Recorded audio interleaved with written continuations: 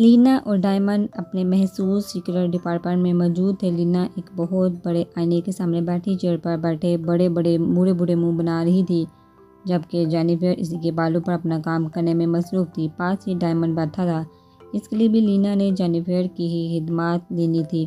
بالکل پاس ہی لینا کی ایک بہت خاص ایجنٹ مارتھا کھڑی تھی۔ مارتھا، تم جینیفر کو حلیہ بتاؤ، اس کا قد آپ کے جتنا، براؤن، بہت لمبے بال، نیلی آنکھیں، کمپلیکشن وائٹ، مگر آپ کے جتنا نہیں۔ لینا، آپ کو اپنا تھوڑا سا ڈارک کرنا پڑے گا۔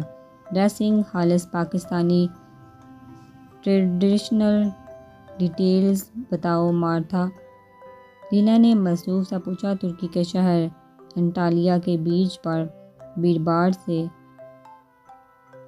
ذرا الگ ایک چھوٹا سا کاٹیج ہے، اس میں پاکستانی ماں بیٹی رہتی ہے۔ ماں نے ایک ترک سے شادی کی بچی پیدا کر کے چھوڑ کے، اب ماں بہت بیمار ہے، شدید کینسر ہے۔ پڑھی لکھی ہونے کے باوجود پاکستانی ہونے کی وجہ سے کہیں جاب نہیں ملی۔ وہ بیچ پر ٹورسٹ کے لیے وhistle بجاتی ہے، جس سے معقول معاوضہ مل جاتا ہے۔ سب سے خاص بات، اس کا چہرہ کبھی کسی نے نہیں دیکھا، اب اگر کوئی اس کی جگہ لے تو کوئی نہیں پہچان پائے گا۔ نام لینا درانی، اور کوئی خاص بات، لینا چھوٹی سے چھوٹی ڈیٹیل بھی مس نہیں کرنا چاہتی تھی۔ یس میم، وہ گونگی ہے اور آس پاس کے سب لوگوں کو پتہ ہے کہ وہ بول نہیں پاتی، مارتھا نے ڈرتے ڈرتے بتایا، کیونکہ وہ اتنی اہم بات سب سے اینڈ میں بتا رہی تھی۔ اس بات پر لینا بے تحاشا چونکی، ایک سرد سی آوری، چلو یہ بھی بہت اچھا ہے کہ مجھے ایک گونگی کی صرف ایکٹنگ کرنی پڑے گی، نہیں تو وہ پاکستانی چالاک ایجنٹ میری انگلش ملی سن کر سیکنڈوں میں پکڑ لیتا۔ اب مارتھا غور سے سنو، کل جب ہم ترکی پہنچے تو رات کے اندھیروں میں بہت خاموشی سے ان ماں بیٹی کو وہاں سے ہٹا دینا، یہی لندن لے آنا، ماں کا علاج کروانا اور بیٹی کو جاب دلوانا، اس کی ماں کی جگہ میری ہائر کی گئی عورت اس گھر میں پہنچ جائے گی، اور لینا درانی کی جگہ میں خود، سمجھی، اور اس بات کی کسی کو کانوں کان خبر نہ ہو۔ جی میم، ایسا ہی ہوگا۔ ڈائمنڈ، جو کہ کب سے ان کی یہ گفتگو بڑے غور سے سن رہا تھا، لینا سے مخاطب ہوا۔ لینا، کیا چل رہا ہے مما کا، اور تمہارا کیا پلان ہے؟ ذرا مجھے بھی تو پتہ چلے، ابھی تک مجھے ڈیٹیل کیوں نہیں بتائی تم نے؟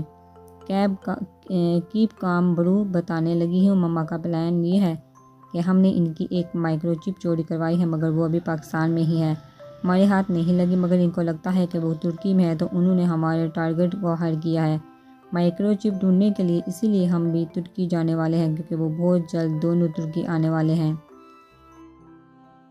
ہمارے فیک بندے انہیں اپنے طاقم میں بھگائیں گے، تب تک ہم نے انہیں اپنے جال میں پھنسانا ہے۔ جب تک وہ مائکرو چپ ہمارے ہاتھ لگ جائے گی تو دشمن بھی ہمارے قدموں میں ہوگا، جنہیں ہم دردناک موت دیں گے۔ ایک تیر سے دو شکار، چیک اینڈ میٹ، لینا نے تفاخر سے کہتے آنکھ وینگی، انہیں اپنے جال میں پھنسانے کے لیے ایک بڑا گیم پلان کیا ہے میں نے۔ اس لینا درانی کو وہاں سے ہٹا کر خود اس کی جگہ لینے والی ہوں۔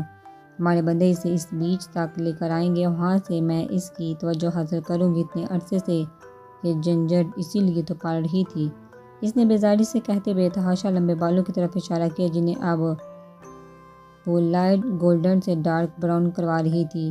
جینیفر، آنکھوں کا کلر تو چینج ہو جائے گا، مگر سکن کا کلر چینج رکھنے کے لیے تمہیں میرے ساتھ رہنا ہوگا، اور اب یہ بھی بتاؤ میرے لیے کیا سوچا ہے؟ ڈائمنڈ نے گہری سنجیدگی سے لینا سے پوچھا۔ تم اپنے ریئل نیم آرش سے اس کے سامنے ایز اے ٹورسٹ آؤ گے؟ ڈائمنڈ، نیم تو تمہارا انڈر ورلڈ لوگوں کے لیے ہے، اس کے سامنے اپنے ریئل نیم سے جاؤ گے فیک ریلیشن شپ بنانے کے لیے، اور جلد از جلد اس سے پھنساؤ گے، وہ اطمینان سے بولی۔ اور اگر انہیں بھنک لگ گئی یا چپ ان کے ہاتھ لگ گئی، ایسا کچھ نہیں ہونے والا برو، میں ہونے نہیں دوں گی، میرا ہوم ورک کمپلیٹ اور پرفیکٹ ہے، پتہ لگ بھی گیا تو اسی وقت شوٹ کر دیں گے دونوں کو۔ اس کے لہجے میں نفرت تھی۔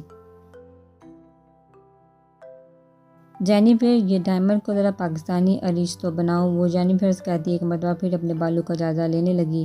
لینا نے اپنے بال کلر کروائے تھے اور مکمل حلیہ چینج کرنا تھا۔ کلرڈ آنکھوں کو نیو بنانا تھا۔ کافی دن سے وہ پاکستانی ڈریسز پہن کر بھی پریکٹس کر رہی تھی۔ نینا درانی جو بننا تھا ذہین اور فتین تھی، تو وسل بجانا بھی 3 ماہ میں سیکھ چکی تھی۔ کچھ ہی دیر میں مردانہ وجاہت کا شاہکار ڈائمنڈ آئرش میں بدل چکا تھا۔ اب اسے اپنے لب و لہجے پر ذرا کنٹرول کرنا تھا۔ کل تک وہ پریکٹس کر کے ترکی کے لیے نکل چکے تھے اور اپنے ٹارگٹ کے پیچھے پہنچنے سے پہلے ترکی پہنچ کر انہیں ہر طرح سے تسلی کرنا چاہتے تھے تاکہ ان کے پلان میں کہیں کوئی کمی، کوئی جھول نہ رہ پائے۔ فارز اور حمزہ کلاس میں آئے تو شاہزین نے ان کے لتے لیے۔ "What the hell is going here?" چل کیا رہا ہے آخر اس بچکانہ اور بیہودہ مزاح کا مطلب وہ کافی سنجیدہ تھا، جبکہ وہ دونوں حق تک منہ کھولے شاہزین کی گولہ باری دیکھنے میں مصروف تھے۔ "ارے ہوا کیا میرے بھائی، جو صبح صبح توپ کا رخ ہماری جانب کر دیا!" فارس بولا۔ "یہ کیا ہے؟" شاہزین نے اپنے ٹیبل اور بورڈ کی جانب اشارہ کیا۔ وہ بھی دیکھ کر فاق ہو گئے۔ "قسم لے لے یار، ہم نے نہیں کیا!" حمزہ مسکین سی شکل بنا کر بولا۔ "سچی گاڈ پرامس ہم نے نہیں کیا!" فارس بھی بولا۔ تب شاہزین نے ان کی آنکھوں میں حیرت اور سچائی دیکھ کر چونکا تھا، کیونکہ اس دن بھی لائبریری میں جب اس کی نوٹ بک پر وہ نوٹ ملا تھا تو وہ تو جا چکے تھے۔ "اچھا چلو اگنور کرو." شاہزین لاپرواہی سے کہتا بیٹھ گیا۔ وہ بھی آرام سے بیٹھ گئے۔ دوپہر تک کلاسز لینے کے بعد پیٹ میں چوہے کودے تو وہ تینوں کینٹین تک چلے آئے۔ خوشگپوں میں مصروف تھے جب ایک مرتبہ پھر شاہزین بری طرح چونکا تھا، کیونکہ کینٹین کی اسی کی محسوس ٹیبل پر اس کے بالکل سامنے وہی جملہ لکھا ہوا تھا اور جملے کے نیچے ڈبل ایس۔ اب وہ الجھنے لگا تھا۔ تبھی فون پر میسج رنگ ہوا۔ انجان اور پرائیویٹ نمبر تھا، مگر میسج نے ضرور اسے بلایا تھا۔ "حسن ہی حسن ہو، ذہانت ہو، عشق ہو، میں تم محبت ہو، تم میری بس میری امانت ہو، جی لیے جس قدر جیے اپنے تم اپنے سال، رو لیے اپنے اب میرے صرف میرے ہو کر ہو۔" کس کا میسج ہے؟ شاہزین اس کے چہرے پر سایہ سا لہراتا دیکھ فارس پوچھ بیٹھا۔ اب وہ سچ میں پریشان ہوا تھا، مگر حمزہ اور فارس کو محسوس نہیں ہونا دینا چاہتا تھا، اسی لیے کسی کا نہیں، یوں ہی رانگ نمبر ہے۔ وہ کہتا کھانے میں مصروف ہو چکا تھا، مگر خود کو مسلسل کسی کی نظروں کے حصار میں قید ہوا محسوس کر سکتا تھا۔ رات ڈنر سے پہلے کا وقت تھا جب سلطان مینشن میں بونچال سا آ گیا تھا، اور یہ بونچال لانے والے کوئی اور نہیں، حسب معمول جونیئر ویر اور متی ہی تھے،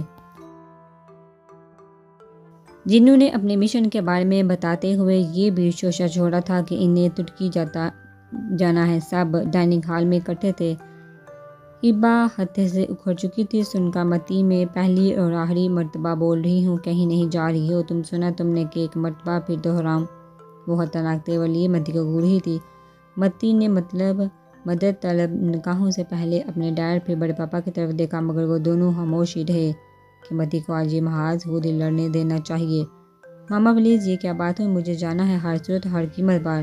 میرے ملک کو میری ضرورت ہے، یہی سیکھا ہے میں نے اپنی ٹریننگ میں، اب کسی صورت پیچھے نہیں ہٹوں گی۔" متی کا دو ٹوک لہجہ سن کر ہبا کو اندازہ ہو چکا تھا کہ وہ پہلے کی طرح باز نہیں آنے والی، اسی لیے ایک اور حربہ آزمایا۔ "تو ٹھیک ہے، یہ آج سے نہیں، بہت پہلے سے میرے دل و دماغ میں یہ بات تھی جو میں آج سب سے کہنا چاہتی ہوں، وہ یہ کہ متی اگر تم نے اس فیلڈ میں رہنا ہی ہے تو تمہیں جونیئر سے نکاح کرنا پڑے گا، پھر چاہے اس کے ساتھ پاتال چلی جانا، مجھے کوئی اعتراض نہیں۔" "واٹ!" متی چلائی۔ وہاں بیٹھے سارے نفوس بے تحاشا چونکے۔ شاہزادے کو پانی پیتے اچھلا گیا۔ "ماما یہ کیا بول رہی ہیں آپ؟" متی حفظ سے لال ٹماٹر چہرہ لیے دانت پیس کر بولی۔ "چھوٹی ممی، آپ کو لگتا ہے کہ میں ایسے ایز اے کزن متی کی حفاظت صحیح طرح نہیں کروں گا، اس کی جانب سے لاپرواہی کروں گا، ایسا ہی کچھ؟" شاہزل نے بھی شکایتی نگاہوں سے ہبا کو گھورا۔ "ہبا کیا بول رہی ہو؟ ہوش میں تو ہو، اور یہ کیا طریقہ ہے بچوں پر اپنی مرضی تھوپنے کا؟ انہیں سپیس دو، انہیں اپنی مرضی، اپنی زندگی کے فیصلے خود کرنے دو۔ اب اگر ان کی مرضی کے خلاف تم نے ایک ٹاپک چھیڑا، پھر دیکھنا اتنے دن سے خاموش ہوں، اس کا یہ مطلب نہیں کہ تم اپنی منمانیاں کرتی پھرو۔ آخر تم اتنی جذباتی کیوں ہو رہی ہو؟ مجھے تو یہ سمجھ نہیں آ رہا۔ کرم نے اتنے دنوں کی بڑاس نکالی اور ہبا کو بری طرح جھڑکا۔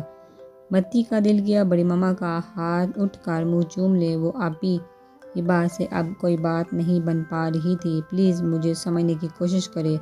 وہ روحان سی ہوئی۔ "شٹ اپ ہبا، اب اگر تم نے متی پر اپنی مرضی تھوپی تو پھر دیکھنا پاپا اور مما کو بلا لوں گی اور آ کر اپنی بزدل بیٹی کو سمجھائی کہ جانے دے مدی کو جہاں وہ جانا چاہتی ہے۔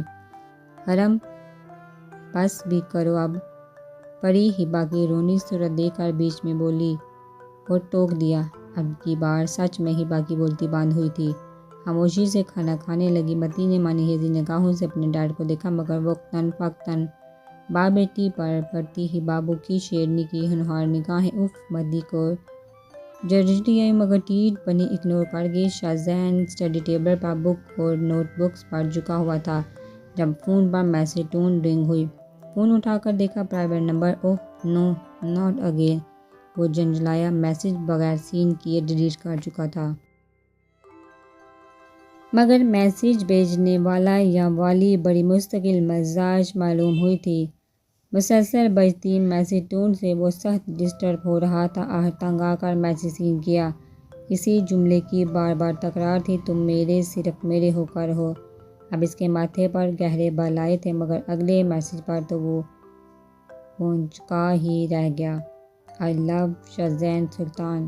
تبھی فون رنگ ہوا۔ اس کے دل کی دھڑکن بے ترتیب ہوئی۔ ابھی تک تو وہ اس سب کو محض ایک مذاق سمجھ رہا تھا، اب واقعی پریشان ہوا تھا۔ اگر یہ مذاق نہ ہوا تو جھجکتے فون جیس کر کے کان کو لگایا، مگر بولا نہیں، تم میرے صرف میرے ہو کر ہو۔ نسوانی میٹھی آواز کی سرگوشی نے شاہزین کو ہلا کر رکھ دیا، مگر وہ پھر بھی خاموش رہا۔ آپ تو اس طرح نروس ہو رہے ہیں جیسے میں لڑکا اور آپ لڑکی ہوں۔ ہاں ہاں ہاں، وہ کہکا لگا کر ہنسی، جیسے اپنی ہی بات کو جانے کتنا انجوائے کیا تھا۔ مگر شاہزین اس کہکے کو سن رہا تھا، جو کہ پہلی مرتبہ اسے کوئی نسوانی آواز اس قدر میٹھی اور دل فریب سی محسوس ہوئی تھی۔ دیکھیے محترمہ ایکس وائی زی، جو بھی ہیں آپ کے پاس بہت سارا وقت ہوگا ویسٹ کرنے کے لیے، مگر میرے پاس نہیں، سو پلیز کسی اور کو پکڑ لیں ان فضول کی بچکانہ انٹرٹینمنٹ کے لیے۔ شاہزین نے اسے بری طرح جھٹکا، مگر سامنے سہانا تھی جس کی زندگی کی کایا پلٹ دی تھی۔ شاہزین سلطان نے I swear this is no fun, it's my life. And now without it my breath will stop without you. کہہ کر سہانا فون رکھ چکی تھی، مگر شاہزین حالی دماغ لیے فون ابھی بھی ہاتھ میں لیے فون کو گھورنے میں مصروف تھا، جیسے فون والی کو گھور رہا ہو۔ جھنجھلا کر سر جھٹکتا اٹھا اور بیڈ پر ڈہ گیا۔ ادھر سہانا نے گہری مسکان لیے فون میں جگمگاتی اس ظالم کی پکچر کو غور سے دیکھا، جس میں وہ اپنے اس قاتل ڈمپل کی نمائش بھرپور طریقے سے کر رہا تھا۔ شاہزین سلطان زیر لب بڑبڑائی، دل نے ایک ہارٹ بیٹ مس کی۔